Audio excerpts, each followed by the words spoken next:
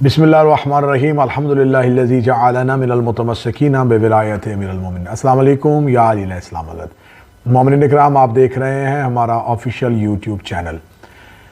نوید عاشق بھی یہ شہید کی شہادت کے بعد جہاں قوم کو بیداری کی ضرورت تھی، وہاں مختلف قسم کے انتشار دیکھنے میں نظر آ رہے ہیں۔ اصول یہ ہے کہ جب دشمن آپ کو باہر والی دیوار پر حملہ کرے اور وہ باہر والی دیوار گرانا ہو تو آپ اپنی اندرونی دیواروں کی تقسیم سے نکل کر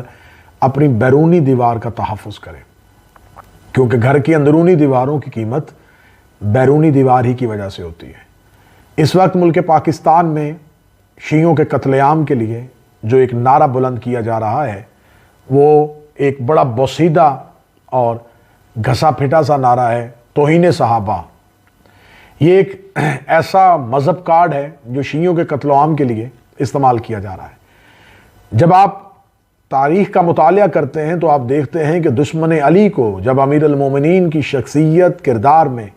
کسی قسم کی کوئی خامی نظر نہیں آئی، علی کا طرز زندگی اور علی علیہ السلام کی طرز حکومت پہ دشمن کوئی سوال نہیں اٹھا سکا، تو وہ ایک صحابی کے قتل کا الزام لے کے امیر المومنین کو جمل اور صفین میں لے آتا ہے۔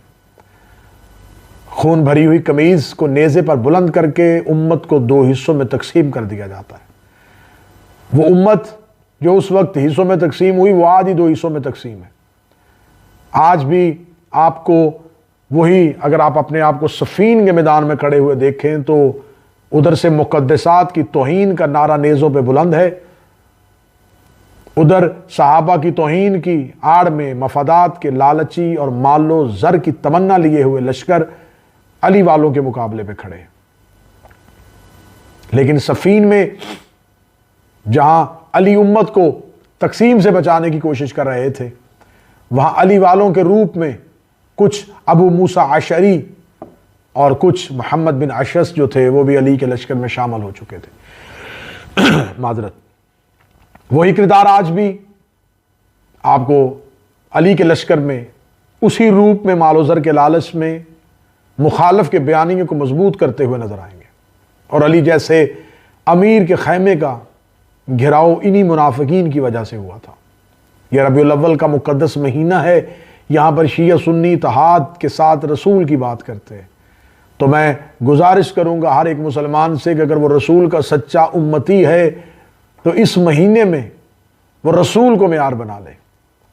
وہ رسالت مآب صلی اللہ علیہ وآلہ وسلم کی ذات مبارکہ کو معیار بنا کے یہ فیصلہ کرے کہ رسول سے وفا کرنے والے کون تھے اور رسول سے دغا کرنے والے کون تھے۔ وہ رسالت مآب کی ذات ہی کو اگر معیار بنا لے گا تو پھر اختلافات ختم ہو جاتے ہیں، لیکن جہاں دلیل اور دلائل ختم ہو جائے وہاں گالی اور گولی دی جاتی ہے۔ گولی شخص مارنے کے لیے نہیں آتی، دلیل ختم کرنے کے لیے ماری جاتی ہے۔ لیکن تاریخ نے اس بات کو بھی ہمیشہ کی طرح ظاہر کیا ہے کہ اگر زبانیں کاٹ بھی دی جائیں تو وہ سولی پہ بھی ذکر حق کو بلند کرتی ہے۔ اگر جلا وطن کر بھی دیا جائے تو ابو ذر سیرت علی سے پیچھے نہیں ہٹتے۔ اب اعتراض جو آج یا کل کے سوشل میڈیا پہ ہوا، وہ اعتراض یہ ہے کہ مجالس کو لائیو چلایا جائے یا نہ چلایا جائے۔ لائیو مجالس جدید دور کے عزاداری کے تشہیر کے تقاضوں کے عین مطابق ہے۔ یقیناً لائیو مجالس کی وجہ سے بہت سے لوگ مجالس کی روحانیت سے اور مجالس کی معنویت سے اپنے فائدے اٹھاتے ہیں، اور ہمارے پاس کیونکہ اس خطرناک ترین دور میں ہمارے پاس کوئی میڈیا چینل نہیں، ہمارے پاس کوئی نیشنل چینل نہیں، اگر کوئی چند شیعہ چینلز بھی ہیں تو وہ اپنی مخصوص اداروں اور مخصوص نظریات کی بات کر رہے ہیں۔ ملی طور پہ، اجتماعی طور پہ شیعت کے حقوق اور تحفظ کے بات کرنے کے لیے ہمارے پاس کوئی الیکٹرانک میڈیا نہیں، کوئی پرنٹ میڈیا نہیں۔ ایک دور ہوتا تھا جب ہمارا زمانہ بچپن تھا، زمانہ طالب علمی تھا، اس وقت شیعہ اخبارات ہفتہ روزہ صداقت مبلغ اعظم نکالا کرتے تھے، جس میں مولانا اسماعیل مخالفین کے ہر آنے والے اعتراض کا مدلل طریقے سے جواب دیا جاتا تھا۔ ندائے ملت نکلتا تھا، لسان صدق، مصباح المومنین، ایسے بہت سے رسائل ہفت روزہ، روزنامہ، بہت سے اخبارات جو ہیں وہ شیعت کی ترجمانی اور شیعت کے حقوق کی بات کرتے تھے۔ زمانے نے کروٹ بدلی، لوگ پرنٹ میڈیا سے نکلے، الیکٹرانک میڈیا سے آئے، الیکٹرانک میڈیا سے ہوتے ہوئے اب زمانہ سوشل میڈیا پہ رک گیا ہے۔ اب قوموں کے بدلنے کا، حکومتوں کے تبدیل کرنے کا، ایک ٹویٹر کا بیان اور ایک سوشل میڈیا کی وار ہے، ایک ہائیبرڈ وار ہے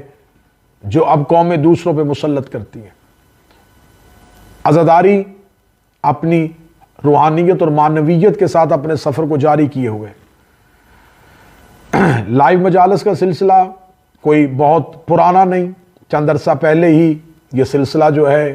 اسے شروع کیا گیا۔ اس کے خاطر خواہ مثبت نتائج کے ساتھ کچھ منفی نتائج بھی برآمد ہوئے،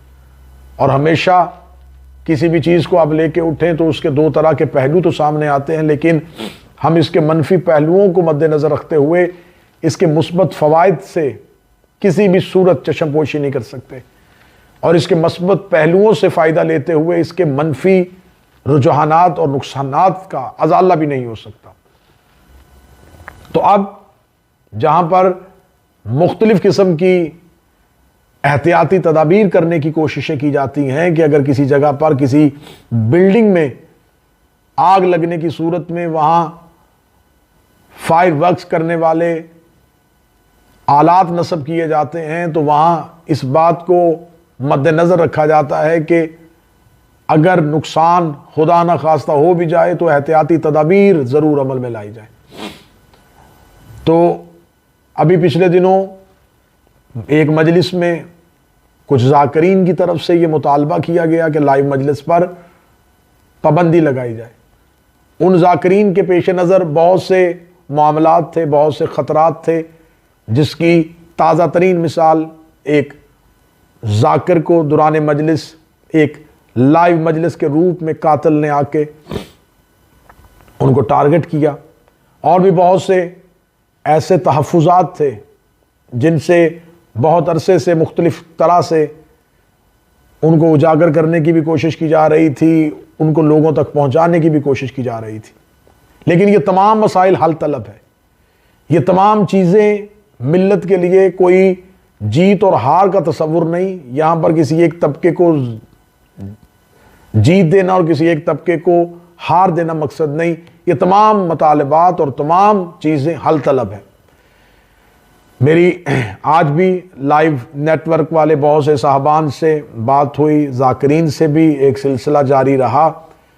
تو کوشش اور کاوش یہ ہے کہ کچھ ایس او پیز ایسے طے کیے جائیں کہ جن میں لائیو مجالس جو نشر کرنے والے ہیں وہ اپنے آپ کو باہر صورت اب وہ ایک ادارے کی صورت اختیار کر چکے ہیں، لیکن غیر تجربہ کار افراد جب کسی مجلس کو لائیو چلائیں گے تو ان کے لیے کوئی تجربہ سامنے نہیں ہے، ان کے لیے کوئی ٹیکنیکل ہونا ضروری نہیں، کوئی آئی ٹی ایکسپرٹ ہونا ضروری نہیں ہے۔ اگر وہ ایک کیمرے کا سٹینڈ لے کے اپنے فون کو اس پہ ہینگ کر کے ایک مجلس کو لائیو کر دیتا ہے تو اس کو اس ذمہ داری کا احساس بھی کرنا ہوگا کہ مجھے مجلس میں کون سی چیزیں نشر کرنی ہیں اور کون سی نہیں نشر کرنی۔ یہاں پر کچھ احباب بات کر رہے ہیں کہ ممبر سے غیر ذمہ دارانہ گفتگو کرنے والوں کو احتیاط برتنی چاہیے۔ بھائی یہاں پر غیر ذمہ دارانہ گفتگو کی تو بات نہیں ہو رہی،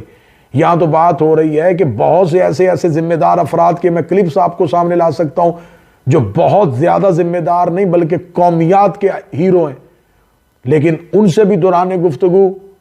سلپ آف ٹنگ، سبقت لسانی کی وجہ سے بہت سے ایسے لفظ نکل جاتے ہیں جو لفظ واپس نہیں آ سکتے۔ بعض دفعہ انسان ہے، خطا کا پتلا ہے، بات کرتے ہوئے کچھ جملہ جات ایسے ادا ہو سکتے ہیں، یا اگر ان باتوں کو مد نظر نہ بھی رکھا جائے تو بالآخر ہماری مجالس ہماری عقیدے کی ترویج اور تشہیر کی وجہ ہے۔ ہم نے اس مجالس میں اپنے عقیدے کو جب کھل کے بیان کرنا ہے تو ان مجالس میں اپنے عقائد کو کھل کے بیان کرتے ہوئے، مذہب اور مکتب کے دفاع کرتے ہوئے بہت سے ایسے مواقع آتے ہیں جہاں پر ہم نے مخالف نظریات کا جواب دیتے ہوئے اپنے مکتب کا دفاع کرنا ہے، لیکن جب سوشل میڈیا پہ اس کلپ کو وائرل کیا جاتا ہے تو اس کو سیاق و سباق سے ہٹا کے اس ایک جملے کو جس سے دشمن نے اپنا مقصد اٹھانا ہو وہ اپنے مقصد کے لیے اسے استعمال کرتا ہے۔ آج تک مجالس پہ ہونے والی جتنی بھی ایف آئی آرز ہیں ان کا جو متن ہے ان میں سے کوئی شیعہ انکار نہیں کر سکتا، کوئی شیعہ یہ انکار نہیں کر سکتا جو زاکریہ خطیب نے کہا اس کا قوم شیعہ کے ساتھ کوئی تعلق نہیں. ہاں اس پہ یہ الزام لگا دیا جاتا ہے کہ ذمہ داری کا احساس نہیں کیا گیا، کوشش نہیں کی گئی، معاملات کو نہیں دیکھا گیا، لیکن وہ عین شیعہ عقائد ہیں. تو کیا یہ شیعہ عقائد آج سے پہلے نہیں پڑھے جا رہے تھے؟ کیا آج کے خطبہ اور ذاکرین نے یہ غلطی کی؟ کیا اس ملک کے ممبروں پہ ان تمام متنازع موضوعات پر مناظرہ جات نہیں ہوتے رہے؟ ایسے ایسے کھل کے مناظرہ ہوئے ہیں کہ کھل کے ایک دوسرے کے عقائد پر تنقید بھی کی گئی ہے، لیکن کیونکہ وہ برداشت کا دور تھا، وہاں پر لوگ سیکھنے کے لیے آتے تھے، وہاں پر آپس میں حسد کا مادہ موجود نہیں تھا، وہاں پر مخبرین موجود نہیں تھے، وہاں پر وہ لوگ موجود نہیں تھے جو ان شخصیات کو ٹارگٹ کروانا چاہتے ہوں. کیا اس منبر سے ہمارے اکابرین، ہمارے اسلاف نے یہ جتنے بھی اختلافی موضوعات ہیں ان پر کھل کے بات نہیں کی گئی؟ کیا یہ موضوعات آج ہی کے دور میں پڑھے گئے؟ یہ پڑھے جاتے رہے ہیں، پڑھے جاتے ہیں اور پڑھے جاتے رہیں گے. لیکن اس وقت جو ہے وہ ملک پاکستان اس نازک ترین دور سے گزر رہا ہے کہ یہاں پر چند آئیڈیو لیکس آنے کی وجہ سے حکومتوں کو اپنے وضاحتیں کرنے کے لیے سامنے آنا پڑتا ہے. یہاں پر اس وقت ایسی ٹیکنیکس آ گئی ہیں اور ایسے ایکسپرٹس آ گئے ہیں جو آپ کی گفتگو کے متن کو اس حد تک تبدیل کر دیں گے کہ وہ اتنا جھوٹ پھیلائیں گے کہ وہ سچ لگنا شروع ہو جائے گا. آج دنیا میں جو ہو رہا ہے وہ آپ دیکھیں، وہ ہو کیا رہا ہے؟ وہ صرف یہی ہو رہا ہے کہ آپ کی جو آپ نہیں کہہ رہے وہ آپ سے منسوب کیا جا رہا ہے، اور جو آپ کہہ رہے ہیں اس کے معنی کو تبدیل کیا جا رہا ہے. تو لہٰذا ان تمام حالات کو مد نظر رکھتے ہوئے ہمیں بہر صورت ضرورت ہے ان افراد کی جو لائیو ٹیلی کاسٹ کریں لیکن وہ ان چیزوں کو تجربہ کارانہ طور پہ سمجھتے بھی ہوں. آج بھی اگر الیکٹرانک میڈیا پہ کوئی پروگرام لائیو نشر کیا جاتا ہے تو وہ سامنے بیٹھا ہوا جو آپ کو ٹائی سوٹ میں ایک اینکر ہے، اس کے پیچھے ایک پوری ٹیکنیکل ٹیم ہے جو اس پورے پروگرام کو دیکھ رہی ہے کہ اس میں کون سا لفظ حذف کرنا ہے، کون سی چیز کو نشر کرنا ہے، کس کو نہیں نشر کرنا. تو جب ہماری مجلس لائیو آ رہی ہوتی ہے تو اس میں ایسی کوئی گنجائش نہیں ہے. پھر ایسی نئی جہتیں متعارف ہو گئیں کہ مطالبات میں اب یہ مطالبہ بھی ہے کہ ایک ذاکر جو ہے اس کی گاڑی سے اترنے سے لے کے واپس گاڑی تک سٹل فوٹوگرافی کی سہولت بھی میسر ہونی چاہیے. وہاں بانیان کے عزیز و اقربا جو ڈرائنگ روم میں بیٹھے ہیں ان بچوں سے لے کے ان بزرگوں تک کی تصویریں بھی اس مجلس کی روحانیت میں جو ہے وہ خاطر خواہ حصہ لیتی ہیں.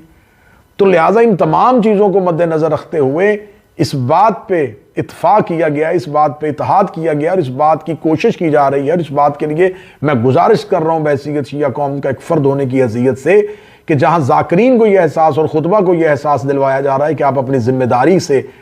آگاہ ہوں، آپ اپنی ذمہ داری کا تعین کریں، وہاں پر لائیو چلانے والوں کو بھی اپنی احساس ذمہ داری کا تعین کرنا ہوگا. اور یقیناً یہ دونوں طبقہ جب اپنی احساس کا ذمہ داری کا تعین کریں گے تو پھر یہ موضوع وجہ اختلاف نہیں ہوگا، بلکہ دشمن کو اس میں کوئی کھل کے فتح کی ضرورت نہیں کہ ہم فتح یاب ہو گئے، ہمارا ہدف طے ہو گیا. انشاءاللہ ہم کبھی بھی دشمن کی اس چال کو کامیاب نہیں ہونے دیں گے. عزاداری اپنی اسی پوری روحانیت کے ساتھ، عزاداری اپنی اسی پوری گھن گرج کے ساتھ دنیا میں نشر کی جائے گی. لوگ امام حسین کے ذاکرین کو سنیں گے، لیکن جو بھی ذاکر مجلس میں اپنے ذاتی اختلافات کے لیے امام حسین کے منبر کو استعمال کیا گیا اس کی لائیو براڈ کاسٹنگ بند کر دی جائے، کیونکہ ہر ذاکر کو یہ حق ہے کہ وہ اپنا سوشل میڈیا پیج، اپنا سوشل میڈیا چینل اس پہ آ کے کھل کے اپنے ذاتی خیالات کا اظہار کرے. لیکن بانی مجلس جب آپ کو بلاتا ہے اور وہ قوم جو آپ کے سامنے بیٹھی ہے وہ آپ سے آپ کا ما فی الضمیر کسی ذات کے بارے میں سننے کے لیے نہیں، شخصیت کے بارے میں سننے کے لیے نہیں، الزام تراشی، بہتان تراشی سننے کے لیے نہیں آئی، وہ آپ سے ذکر اہل بیت سننے کے لیے آئی ہے، مصائب آل محمد سننے کے لیے آئی ہے. آپ انہیں ذکر اہل بیت سنائیں، آپ انہیں مصائب آل محمد سنائیں. ذاکرین اپنی ذمہ داری کا تعین کرے، بانی اپنی احساس ذمہ داری کو طے کرے، لائیو چلانے والی اپنی ذمہ داری کو طے کریں، تو انشاءاللہ یہ کارواں اسی صورت انشاءاللہ چلتا رہے گا. مالک ہمیں حق کہنے، حق بولنے، حق کہنے، حق سننے، حق سوچنے، حق سمجھنے کی صلاحیت اور قوت عطا فرمائے. السلام علیکم یا علی مدد.